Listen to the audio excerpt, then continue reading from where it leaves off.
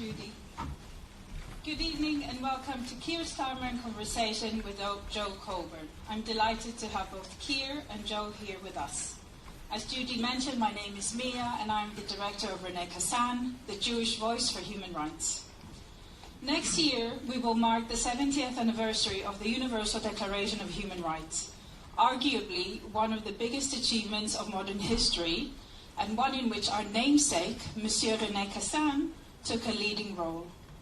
Unfortunately, 70 years on from 1943, and it's not looking so good for human rights, or liberalism, or internationalism for that matter.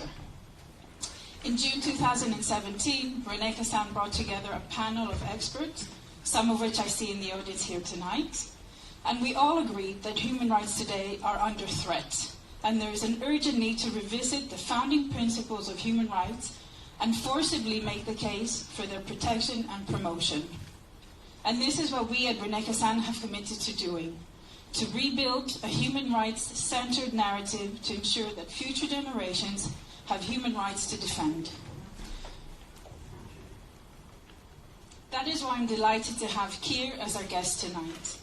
First, I was told that he prefers not to be referred to as Sir Keir, so I won't, but I had to plug it in.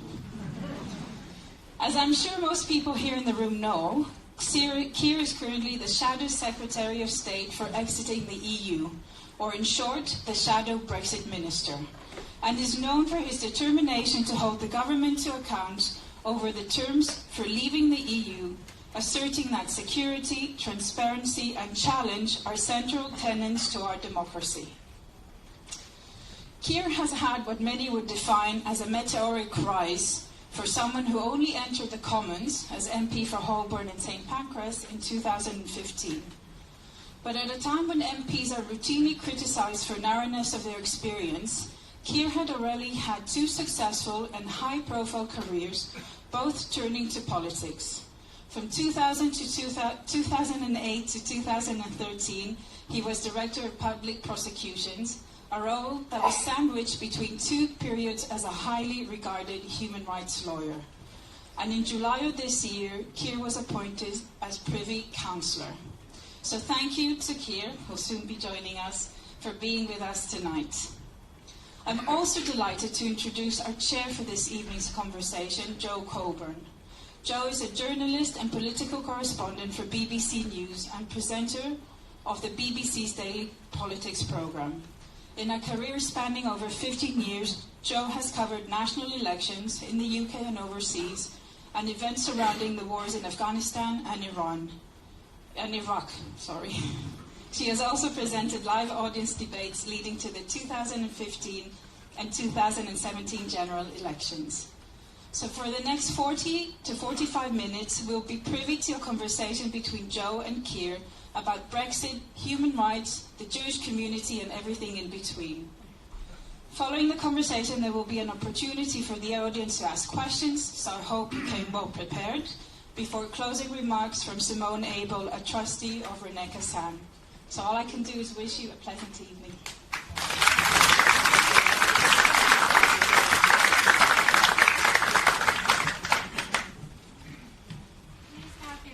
Welcome to Keir Starmer and Jo Coburn.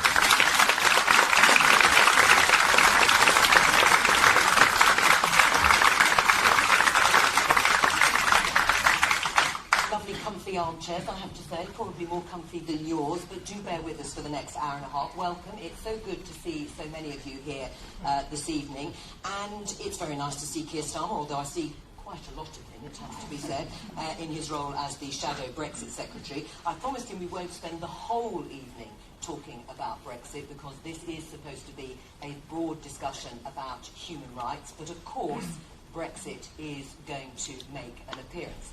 And as I think I heard Mia saying, you of course will have your opportunity to put questions to Keir later on. So let's start on the issue of human rights and the law.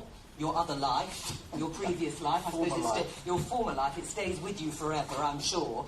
And let's talk about the impact of the Second World War, the horrors of the Holocaust, the persecution of Jews and other minorities that led to modern-day human rights being developed. How important has the Jewish experience been in your mind in the development of those human rights? Well, good evening, everybody, and thank you very much for having me. That question goes to the heart of my whole interest in human rights, because I devoted my years as a lawyer, as an advocate to human rights. And what happened after the Second World War was not the creation of human rights, but a real turning point in human rights. There had been human rights protections before the Second World War, but afterwards the world sort of came together in horror, recognising the full horror of everything that happened, and made a number of vows to each other about a number of things, including human rights. But the Universal Declaration of Human Rights, which was and is the founding instrument, was an attempt to do two fundamental and profound things for human rights. The first is to say human rights are universal, absolutely universal, and that principle must never be broken. We never categorise, in terms of human rights, different groups, different individuals.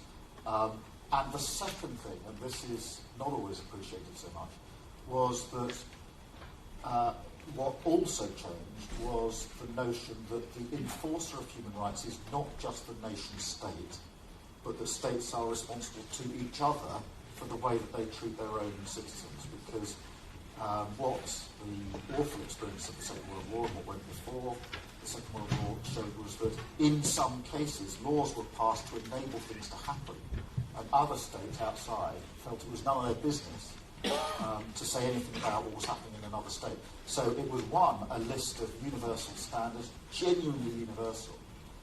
Secondly, a vow that each state was accountable to other states for their own human rights protections and violations. And that principle was completely new.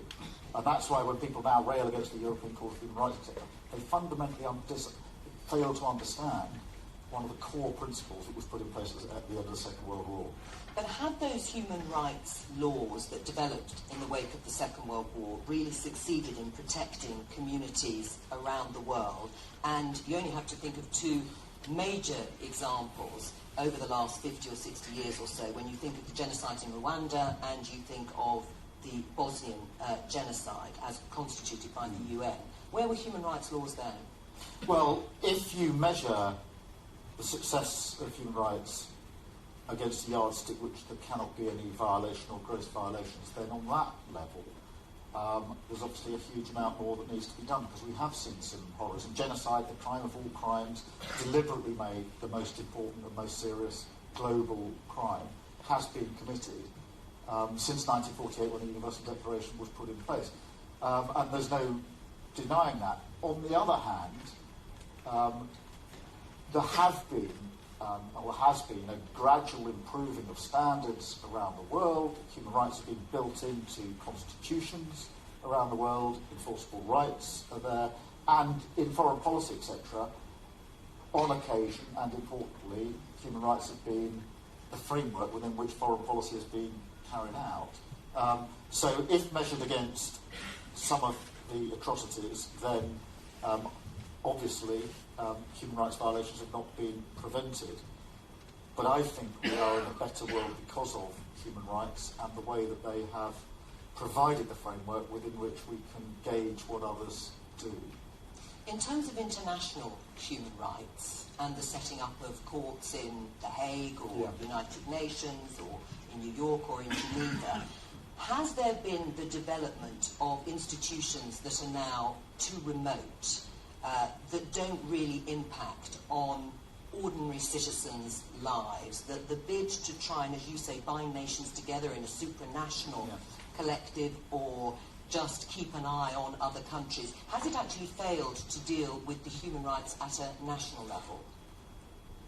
I think there are a number of different answers to that question, because the courts are, in some respects, different. If you look at the Rwanda tribunal, that was important because with genocide and crimes against humanity, there has been a really important attempt to say to the world, if you commit these crimes, you will never be free from those that will come after you and seek to prosecute you for the rest of your life. And those crimes have got no time limit on them, and these institutions were set up in order to try to send a very powerful message about accountability, that wherever you may be, wherever these crimes are committed, they are never statute barred, they're never over, and eventually people will be brought to trial. And that was a very, very important and significant piece of what's happened in recent decades. For course, like the European Court of Human Rights in Strasbourg, there's obviously a different feel, that's a permanent institution. And I don't think we've actually communicated the importance of those institutions as well as we could and should have done, and I think most people therefore don't see those courts as upholding their rights when they should see them as upholding their rights.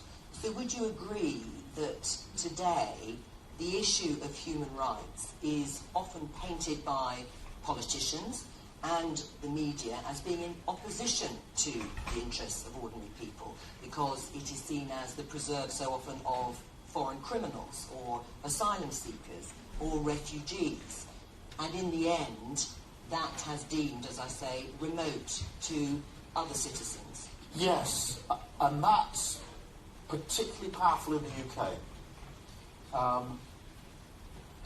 There's no shared ownership of human rights, and it is quite extraordinary that there's even talk of repealing, for example, the Human Rights Act. In most countries, in many countries, you only get a constitution with human rights in it or a Human Rights Act when there's been a battle of some sort and people feel something to be given to me which really matters to me, because I've now got a set of tools I can use against the state to stop them infringing my rights and their constitutional documents. We have this absurd situation in this country where no sooner do we have a Human Rights Act than there's a clamour to give it all back up again and pass it up. That's so counterintuitive, to give human rights to the general population and then have a debate about whether they should be handed back to the state. But that is, I think, a failure of the moment. The Human Rights Act was born very quickly after the 1997 Labour government. The Act came, but there wasn't the movement around it to support it, and then it got tested in the most extreme circumstances. So the Human Rights Act got royal assent in October 2000, and within months you had 9/11. And so instead of a human rights instrument that could settle down and be used in particular ways, it went straight into a battle against some of the provisions that were then put in place to deal with terrorism. And I think that's meant it's been very, very difficult in the UK in particular to have the right conversation about human rights. But does the issue of human rights, in the way you've just described it, put allegiance to international institutions ahead of a nation state? Does it override national culture and demean a sense of national pride? I don't think it demeans a sense of national pride. It is intended to override. These are supposed to be global standards that apply across all nations. I mean, the absurd thing, of course, about this whole discussion in our country is, as everybody knows, the rights that were put into the Universal Declaration and particularly into the European Convention on Human Rights were rights which we, the British, had a great hand in drafting. And at that moment after the Second World War, those involved in crafting these instruments genuinely thought that they were putting into some form the values that they had just fought the war on. And the reason we never incorporated the European Convention on Human Rights into our law was not so much we didn't believe in it, it's just that we thought we didn't need it. This was to protect others, other countries that didn't. We were going to bestow on them the sort of values that we had, but we didn't need them ourselves because they were our values. And so this it's very curious now to get to the early 21st century where they're seen as aliens, something different, overriding our culture. If anything, these rights in particular were supposed to embody everything that we believed in. Right, but that dislocation, do you think, did that lay the ground for a Brexit referendum campaign where experts and elites became a dirty word, including judges and international human rights? I think that was certainly part of what went on last year. I'm not sure we fully unpicked what happened on June the 23rd last year in the referendum, because I don't think it was a narrow question that people felt they were answering. Are you in favour of remaining in the EU or leaving? Behind that technical question, I think people saw much bigger questions about themselves, their communities, their lives. And that phrase, take back control, which I really hated in the referendum campaign. But it worked. But it really worked. It really worked. It was a Heineken phrase. It got into lots of different people in different ways and spoke to them about something profound about influence and control. And when asked the question, do you think you've got enough control or influence over your own lives, people started saying, actually, no. And that was sometimes economic, because people felt that they hadn't had a pay rise, their employment situation wasn't as secure as it was. But it wasn't all economic. It spoke to different communities. I think lots of regions, particularly away from London, were looking down on London and thinking that's where all the power is and the wealth and the infrastructure. I don't feel it in my community. There was a huge distrust of politicians, experts, judges, you name it, because people felt remote and asked the question, have you got control or influence? They looked at people like me and thought, you're too remote, I can't do very much to influence you. And they looked at their changing communities and asked themselves, do I have enough control and influence over it? And I think because now we are all so focused on what is the deal that has to be struck with the EU, and rightly so, we are missing the opportunity to really pick over what that referendum told us about the state of the nation, and that sense of remoteness, disenfranchisement, lack of influence, I think, is something that spoke very, very strongly, very, very loudly, and we have to attend to the project which is actually addressing some of those structural core concerns that people had. One of the big complaints about that campaign is that on both sides people were accused of putting forward myths and lies and promises. Is one of those myths that leaving the EU would result in a reduction in the level of human rights protection enjoyed by people in the UK? I think that's a profound question. And I don't think the answer lies in, are we going to pull away from the Charter of Fundamental Rights, which the government wants to pull away from? Is it a challenge to the European Convention of Human Rights? Because we'd still be bound by that. We would. It's more profound than that. And I campaigned and voted to remain. And I did it because I believe in internationalism, in cooperation and collaboration, and that standards and regulations that provide a level playing field, whether it's at work or environment, etc., are important and should be supported.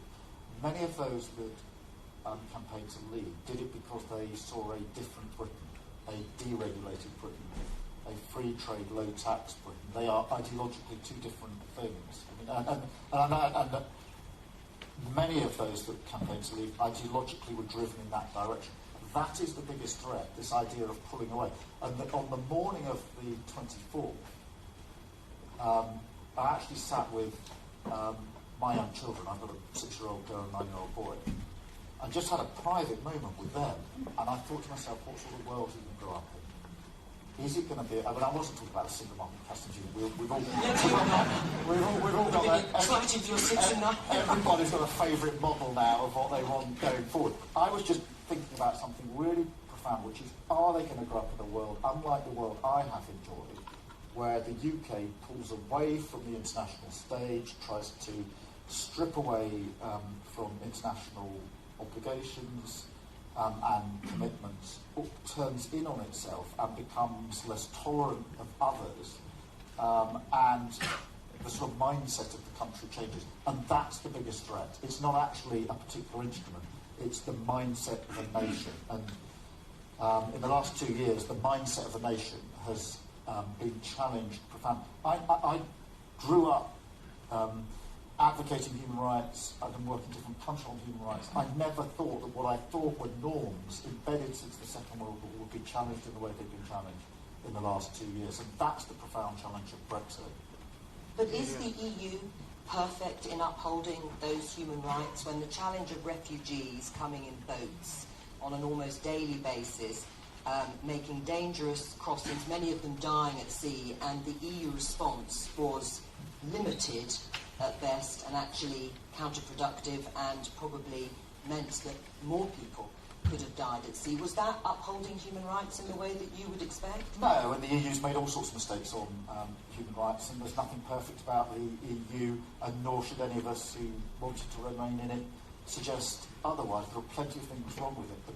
But the question is, if you look at the profound challenges in the world, and the refugee crisis, the biggest refugee crisis since the Second World War, is one of those challenges, and ask yourself the question, are we more likely to solve that challenge individually as countries or collectively as a group of countries? There's only one answer to that. But Germany, under Angela Merkel, she was hailed a heroine by so many for saying that she would open the doors to Germany to 1 million Syrian refugees. She did that as a nation state. She did that on her own. She didn't do that as part of the EU. So in what way are countries not able to make the generous offer, as some people saw it, that she made on Syrian refugees? Well, she did make a generous offer, and the offer went beyond the international obligations. As you know, the obligation is that if someone, as an asylum seeker, actually arrives in your country, then you have international obligations to them. She went a step further than that, saying, notwithstanding you haven't actually arrived in my country, we will allow you to arrive and to treat you with the respect and dignity that you need. So that went over and above what was necessary. But contrast that with our own position. We, in the UK, did as little as humanly possible in response to the refugee crisis. And I went over to the camps in Calais when I was Shadow Immigration Minister, and got the Eurostar from St Pancras to Calais. It takes about an hour. Got off and saw the most appalling conditions, with kids in tents, in the slush, in the freezing cold, the same age as my children, living out a horror. And I left them as it got dark. I got on the train, came back to St Pancras, went to Kentish Town, looked in on my kids who were sleeping in a warm bed. The only difference being they were born in a different place. And we then pushed on, as you know, to have the Al-Dub scheme, which would have allowed children to come to this country, children, unaccompanied children. And the government fought us all the way. And no sooner had they agreed a scheme than they cancelled it again earlier this year. So we have used our ability, as it were, standing on the edge of Europe, to say, unless somebody's reached our shore, we feel we have no responsibility at all, and we're not going to do anything about it. But human rights are complicated, aren't they? Yeah. And whose human rights are more important? Because there has been an argument put forward that since Angela Merkel opened her doors in the way that you say Britain did not, it wasn't part of an international agreement in that sense, we have seen the rise of Alternative for Deutschland, an anti-immigrant party. Some might even call them neo-Nazis, back in the Bundestag for the first time. And many people say they support AfD because they feel their human rights are being overridden by the rights of refugees. And we have to absolutely push back against that. I mean, the rise of the right in Germany, of all countries, is shocking on every level. It was very high this time last year. It began to dwindle in the early part of this year, and I rather hope that was a sort of downward trend, and then I was pretty shocked to see it come back up again in this general election. And we have to push back against that. And it's not a question of competing rights. It is back to the principle that the rights are universal. The way they operate is really important, and I'm not sure everybody always gets this concept. Almost all human rights instruments distinguish between some rights which are absolute and some rights which are qualified. And they are treated differently. So the right to life, the right to be not to be tortured, are absolute rights. There are no circumstances in which you can take someone's life in an arbitrary fashion. There are no circumstances in which you can torture someone or subject them to inhuman treatment. They're absolute. There is no balancing to be done. Other rights, whether it's free speech, free movement, freedom of assembly, are balanced. You can do so much, but there comes a point at which the rights of others have to be taken into account to put a framework around what you can do. And so actually human rights are carefully calibrated and separated into different categories, and that all gets lost in the mix, I think, when we talk about human rights. But can you then understand the anger and frustration with lawyers using human rights legislation to protect Islamic hate preachers, for example, from being deported to their country of origin because there might be the risk, however small, of them being tortured? I understand how that debate goes, but in the end it's fundamental. The circumstances in which you can't be deported are where there's a real risk, not just a likelihood, a real risk that you're going to be killed in an arbitrary way, or a real risk that you're going to be tortured or subject to ill treatment, at a very high level. And the question we have to ask ourselves as a state is, are we the sort of country that does send people off to their death or send them off to be tortured? And how can we square that with the prohibition on arbitrary killing and the prohibition on torture? And the answer is we can't and we shouldn't do it. What's really interesting is, although there are one or two dubious examples, there aren't very many examples where Britain has ever actually done that. It wasn't the Human Rights Act. I mean, people say, before the Human Rights Act, before that we were merrily sending people off to be killed or tortured with a sort of daily Home Office letter. Most Home Secretaries never did it. Never. It was an unwritten British rule that you didn't send people off to be killed and you didn't send people off to be tortured. There are some examples that people can argue about whether that was absolutely adhered to, but actually search through several decades, and I challenge people to identify Home Secretaries of both parties who've actually done that. It's something which we've never really done as a nation, and that's not. I mean, people say it was all the fault of the Human Rights Act. Get rid of that, and we could get back to the good old days. But those days didn't exist actually in this country, not for decades and decades and decades. So how did you feel under Tony Blair? You referred to post 9/11 and the so-called war on terror, and the fact that there was a massive debate around detention without charge and control orders that were brought in by a Labour government. Were they necessary in order to protect the rights of people living here? Well, of course, I was outside of politics then. That's an excuse. But I mean, it gives me a number of different perspectives on it. But in the first place, I had very serious questions about the legality of what was happening in Iraq and other places in the first place. And I was critical of the measures that Tony Blair and others introduced to deal with the threat of terrorism, which was real. The indefinite detention was unlawful, and it was challenged and found to be unlawful, and rightly so. It didn't follow from that nothing must be done. And the question is whether then, in different circumstances, you could control people by putting conditions on what they could do. Now, I've represented quite a number of people on control orders, because if you're on a control order, you can challenge whether you're on a control order.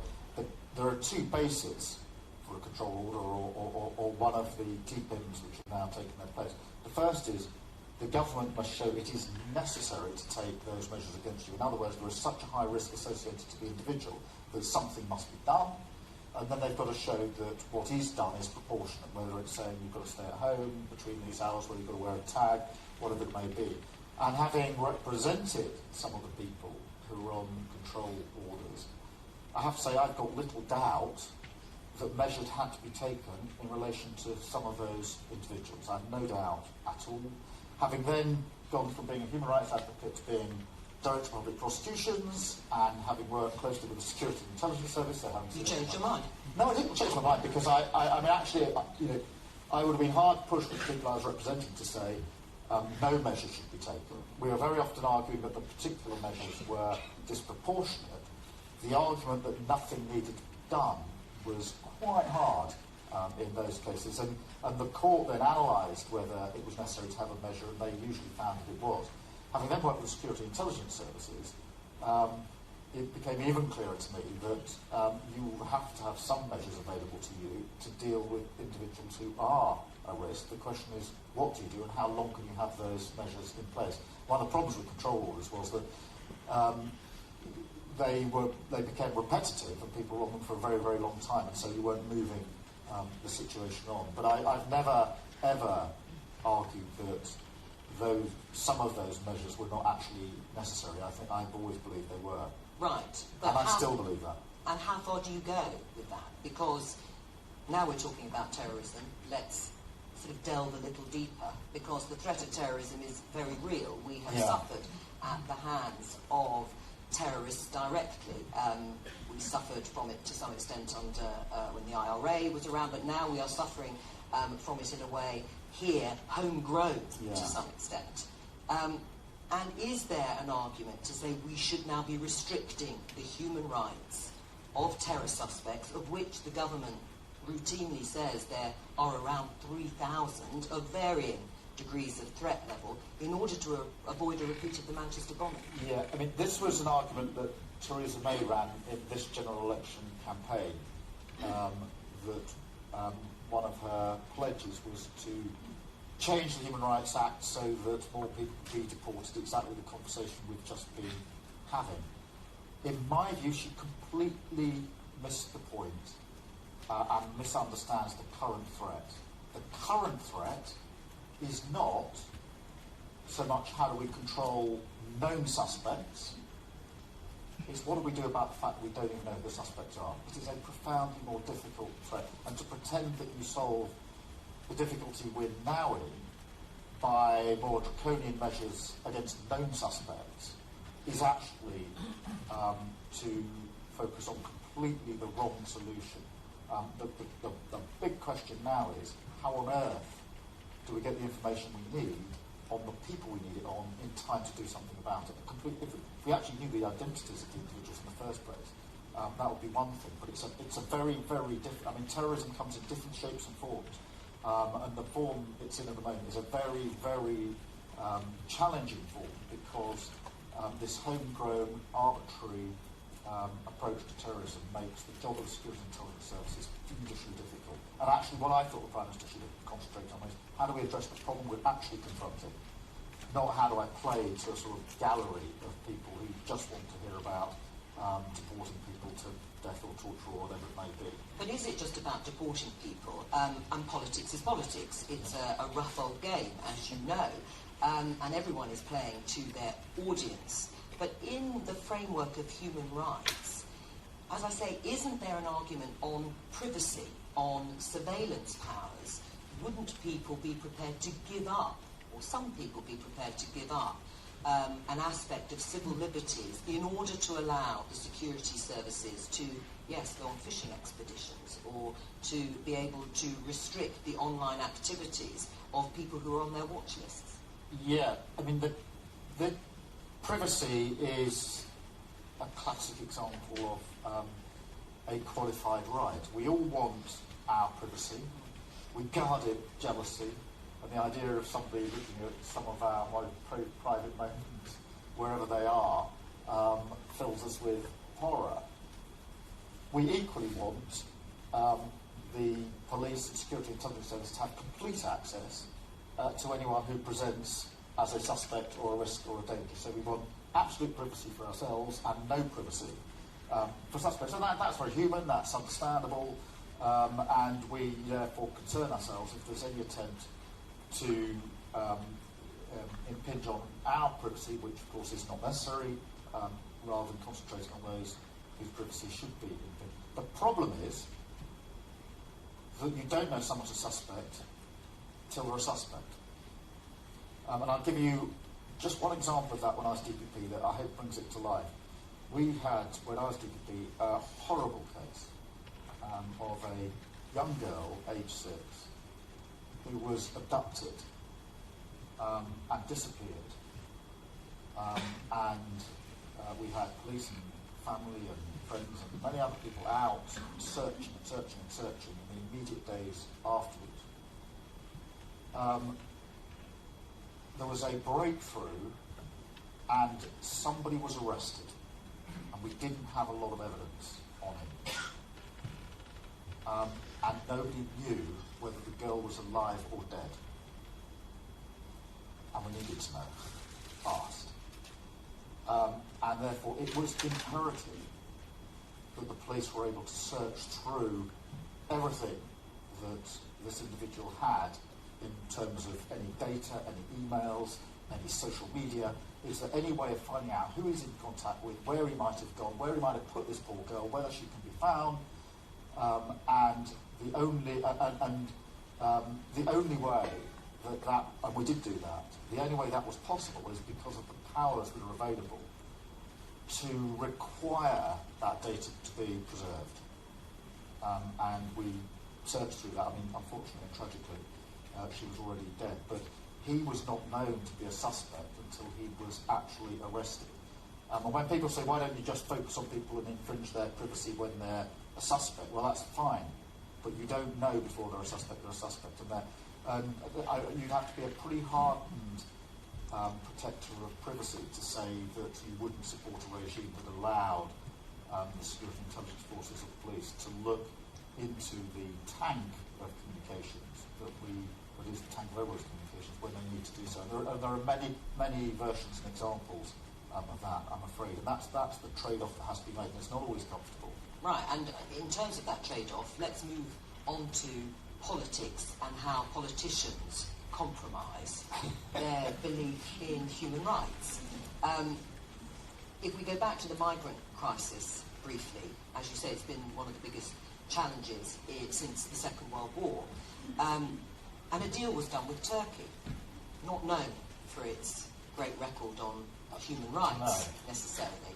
And yet, it was convenient for the EU to do that deal with Turkey because it stemmed the flow of migrants that were causing so many problems. Is that a trade-off that's worth making on human rights?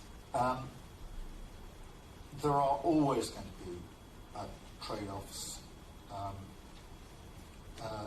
that have to be carefully managed and balanced, and it comes up in different shapes and forms. It may come up with refugees, in the example of Turkey that you've given.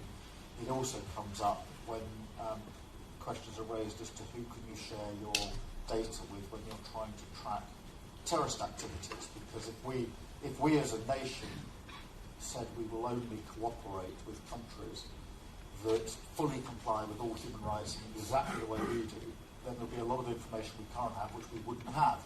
So it's about how you get the balance right. Equally, when I was DPP, we were working with other countries to try to sort of build and reinforce their ability to have the rule of law and to have due process. But you started sometimes from a pretty low base in terms of what was going on in those countries. And the question we had to ask ourselves is it legitimate for us even to go to these countries and work with people? And it's a question of degree, but to some extent you have to work out whether in the end you're going to improve the general situation of human rights protection across the world by working with other nations or not. It's not always easy to answer that in the abstract. If you simply say we'll never have anything to do with any country that doesn't fully comply in every respect with every human rights instrument, then that makes life very difficult when it comes to very serious risk. Right, although you don't necessarily have to talk about not having anything to do with these countries, but actually signing deals and treaties in the name of trade or business, it becomes difficult, doesn't it, for political parties, if we take the example of the Conservatives and Saudi Arabia, or the Labour Party's inability to condemn Maduro's regime in Venezuela for its human rights abuses, because politically it's difficult.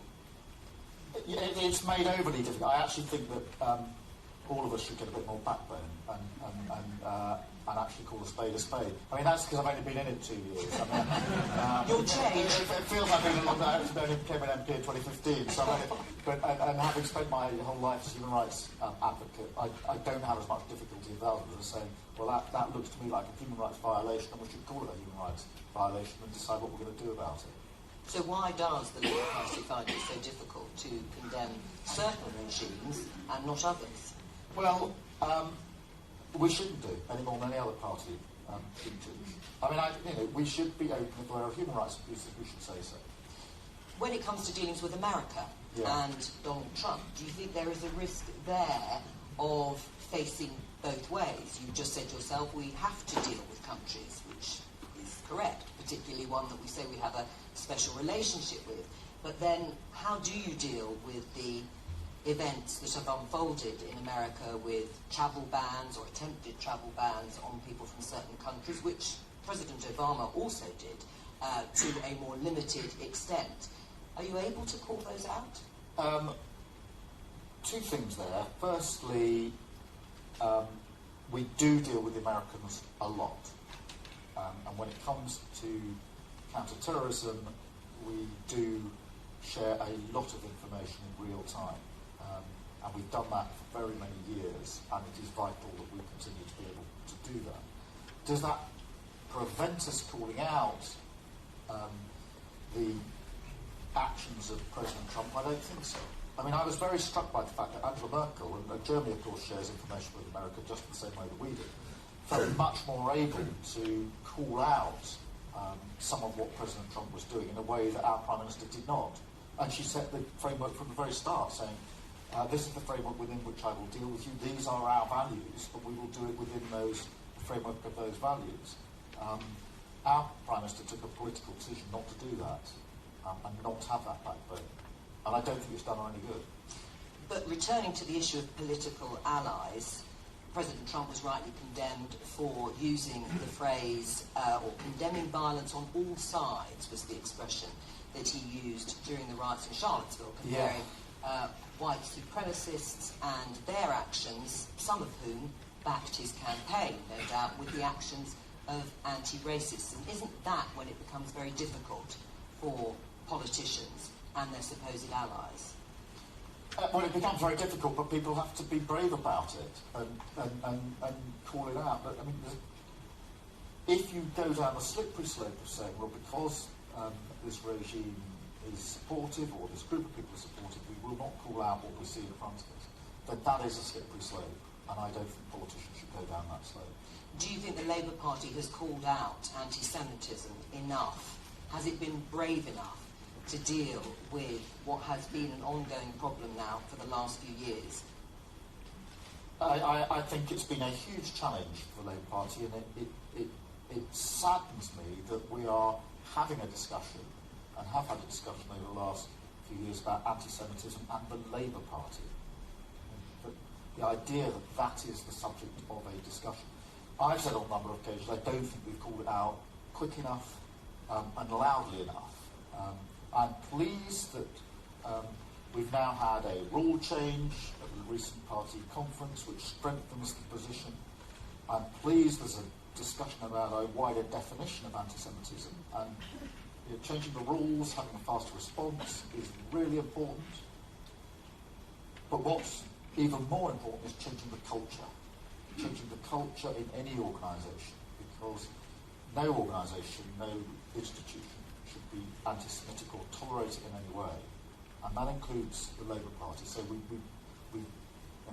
there's almost no good that has come out of the last 2 or 3 years of this discussion about Labour and anti-Semitism, apart from the fact that it's come out and has forced the position in relation to a rule change. Good step in the right direction. What now needs to follow is a cultural change that actually means anti-Semitism is simply not tolerated anywhere. And I just want to say 2 more things about that, because I know it's important. It'll be very important to this audience. When any institutional organisation says we have zero tolerance, those words need to mean something.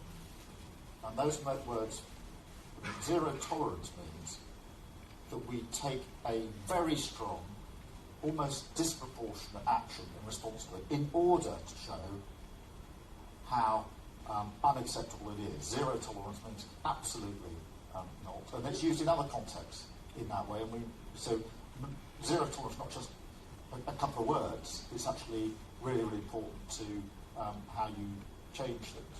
And the second is, in terms of changing culture, is making people feel differently about being in the Labour Party. And I had someone in my own constituency who's Jewish just take me aside and just say, can I just talk you through what it feels like for me to be in some of our party meetings? And she said, I just sit there and I know at some stage the question of Israel and aspects of anti-Semitism will come up, and it makes me inhibited from taking any part in the meeting, whether it's about that or anything else, and I don't want to be there because I fear it will come up, and therefore I don't come. And it was a really, really important insight into how the culture has to change in such a way that people genuinely feel comfortable in the environment that is the Labour Party. So, I've said, call it out quickly, call it out in a zero-tolerance way, support the rule change, of course, but also the hard work of changing the culture.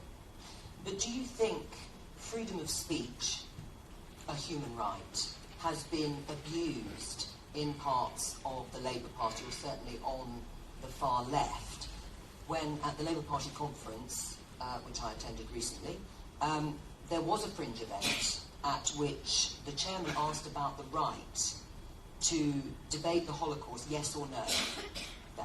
I never did learn what the yes or no was. Yes or no, it happened or it didn't happen. Yes or no, it was a good thing or a bad thing. Yes or no, it shouldn't happen again. But that was done in the name of free speech. Should free speech allow that debate? No. Free speech has limits. It's always had limits. And those limits have to be adhered to.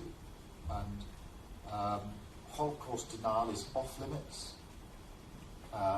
Hate crime is off limits. We have criminal offences around hate crime, and we punish people through our courts for what they say and what they do. And that is a limit on free speech, which just goes to show that it's a qualified right to be protected and rightly protected, but there are limits, and that's the balance that has to be struck. And therefore the idea of complete free speech is inconsistent with a proper understanding of human rights, because when, going back to where we started, after the Second World War, the world came together to craft these rights, they deliberately decided that free speech would be capable of having limits. And then there are arguments about where the limits were, but nowhere in any human rights instrument is free speech an absolute right.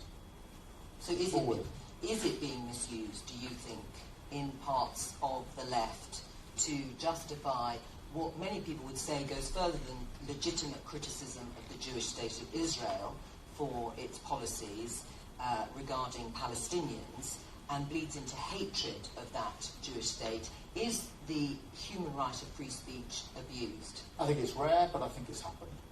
And when it is happening, it's got to be called out. And I think that's across probably all political parties, sadly. It's across communities, sadly. But if it's in the Labour Party, it's got to be called out. But is it there? Is it real? Yes, absolutely it is. I mean, but it is there more generally. I mean, just look at tonight. Everybody's bag was searched on the way in the synagogue in my constituency, just over the way. There's 24/7 security. There is, I think, at the synagogue just up the road here. That tells you something. It's evidence of something that is very, very real. And I was just talking to a colleague on the way here, asking the question, is there any other place of worship, place of meeting, where security is 24/7 all of the time? And I can't think of one. I can think of other communities where there are awful attacks in mosques we've had to have it, again in my constituency at times, but it's usually been periodically in a time of heightened tension, but not always. And yet, this security is always, and there's a reason for that, and therefore it is very real. If we do go back to where we started and we think of why many human rights were developed and enhanced, why do you think there has been a rise in anti-Semitism? A rise in anti-Semitism reported here, even more extreme in France, for example, where there have been more visible attacks, and that it has reared its head on the left, whereas in the past it has almost always been the preserve of the far right. We've always worried so much more about fascism and its relationship to racism and anti-Semitism, and not on the left. And it's a very difficult question, and I'm not sure I completely know the answer to it. I think the passage of time may be part of the answer, that as each generation goes by, what happened in the Second World War and in and around the Second World War becomes more and more remote. And that's why actually history and teaching about Holocaust, which goes on in schools, is so important, because otherwise it is lost. And I've been really struck as I've grown up how things that I felt were, if not immediate, were sort of at least immediate history, are now so far removed from kids these days that they don't resonate in the same way.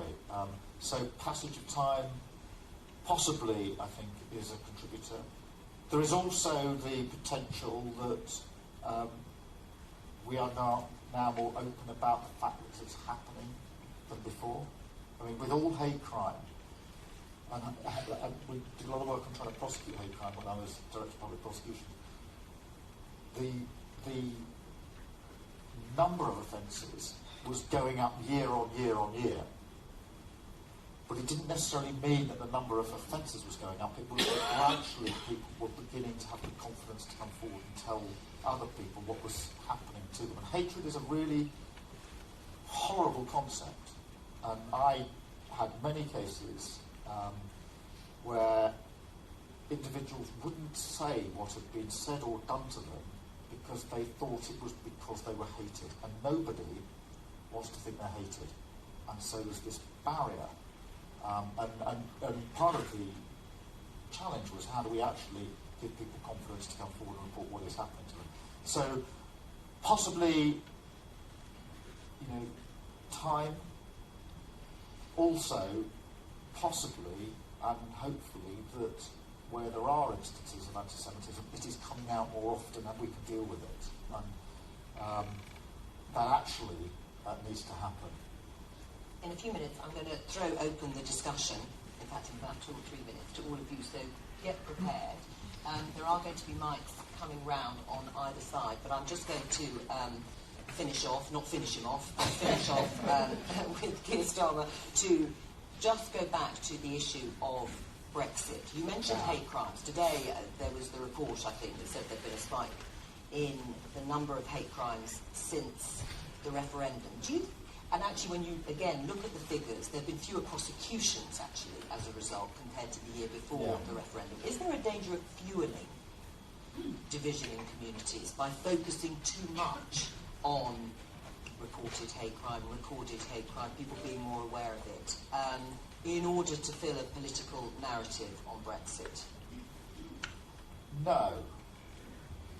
I mean, I was really struck by the spike in hate crime after the referendum.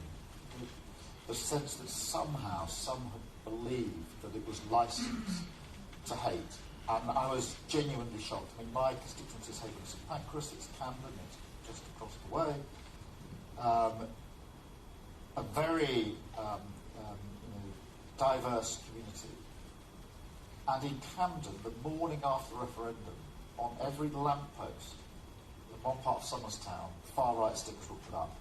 Every lamppost that very morning. And it was shocking that in Camden that could happen. And we had people breaking into mosques and throwing stuff around. It was a shocking instance of hate crime, which just went beyond anything that had been experienced. And that was happening all over the country.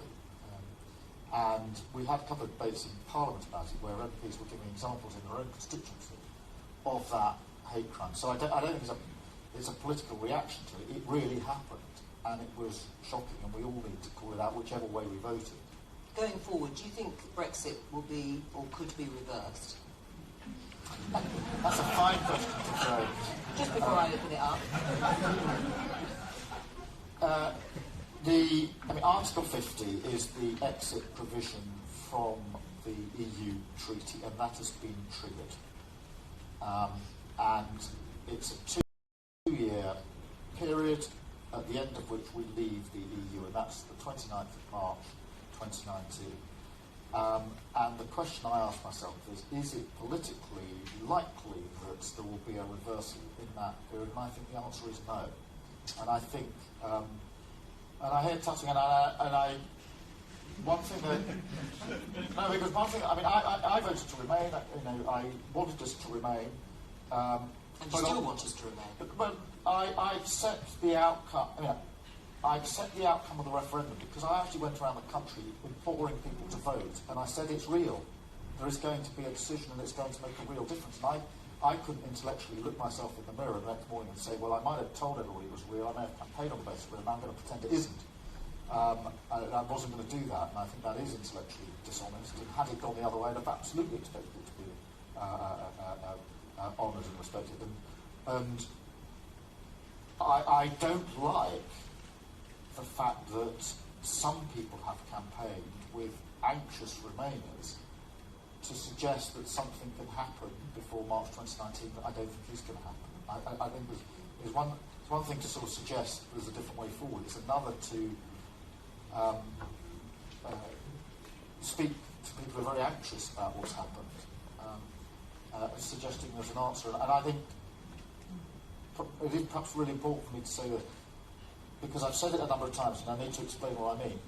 For the Labour Party, we have tried to represent and be able to speak to and for both the 52% and the 48%. You can say, well, that's tried, etc., etc. And it was a very, very difficult year. But for 52%, I think if you truly understand why people may have voted to leave, and it goes back to the question of this sense of control and influence, not to respect that is profoundly disrespectful. And I have not, some people go down the line of saying let's have a real referendum on the real facts. Implication, we voted and we understood the lies, but other people were too stupid. And that is hugely disrespectful of people who voted leave because they thought it was the right thing for their family, their community, etc. And so not accepting the result is not just a technical question. It is actually hugely disrespectful of millions of people. On the other hand, I have a growing concern that the interpretation that the Prime Minister has put on Brexit is one that makes the 48% feel that they've been treated as if they have written themselves out of their own future. But in other words, having voted the way that they did, what they believe in no longer counts for a generation. And that is a very, very deep feeling which I completely understand. And somehow bringing those together is the challenge ahead. And I think we have to walk towards the challenge ahead. I don't interpret the referendum result as a prohibition on a future relationship with the EU that is based on the principles I believe in of internationalism, collaboration and cooperation. I will fight for that partnership, and I will reject any suggestion that the outcome prohibits us from having that close relationship on those principles with our EU partners for the next generation and for the lifetime of my kids. Very profound.